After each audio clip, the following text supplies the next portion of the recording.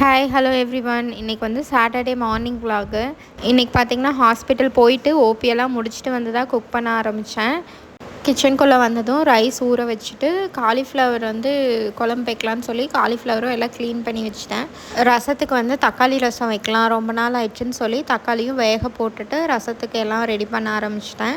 Cauliflower வந்து பார்த்திங்கன்னா சுடுதண்ணி சைடில் வச்சுட்டு அதில் வந்து மஞ்சத்தூள் போட்டு இதை கொஞ்சம் வந்து பிளான்ச் பண்ணி எடுத்து வச்சுக்கிட்டேன். மோஸ்ட் ஆஃப் த டே பார்த்திங்கன்னா வீட்டில் குக் பண்ணுறதே ரொம்ப கம்மியாக இருக்கும். இல்லைனா பார்த்திங்கன்னா ஒரு வேளை சமைக்கிறதோடு நின்றோம். ஏன்னா வந்து 2 பேர் தான், அதுலேயும் சில டைம் பார்த்திங்கன்னா நான் ஒருத்தி தான் இருப்பேன். ஸோ வந்து ஏதாவது சிம்பிளாக செஞ்சுப்பேன், இல்லைனா கடையில் போய் சாப்பிட்டு கிளம்பிடுவேன். இதுதான் வந்து மோஸ்ட் ஆஃப் த டே ரொட்டீனாக இருக்கும். ஆனால் இப்போ யூடியூப்காக வந்து டெய்லியும் ஏதோ குக் பண்ணுறதுனால அதுவே கொஞ்சம் ரொட்டீனும் ஆகுது. அதனாலேயே இதை வந்து கண்டினியூ பண்ணிகிட்ருக்கேன்.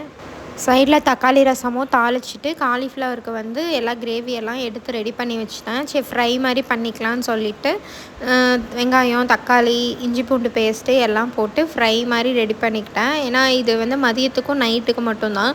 அதனால் ரசம் வச்சுக்கிட்டா நைட்டும் இதே சாப்பிட்டுக்கலாம், வேறு டிஃபனெல்லாம் எதுவும் செய்ய வேணாம்னு சொல்லி ஃப்ரை மாதிரி பண்ணலான்னு பிளான் பண்ணிட்டேன். காலிஃப்ளவர் ஃப்ரையும் சைடில் ரெடி ஆகிடுச்சு. கொத்தமல்லி போட்டு நல்லா இன்னும் 2 நிமிஷம் கொதிக்க விட்டதுக்கப்புறம் பார்த்திங்கன்னா ரொம்ப ட்ரை ஆகிடும்.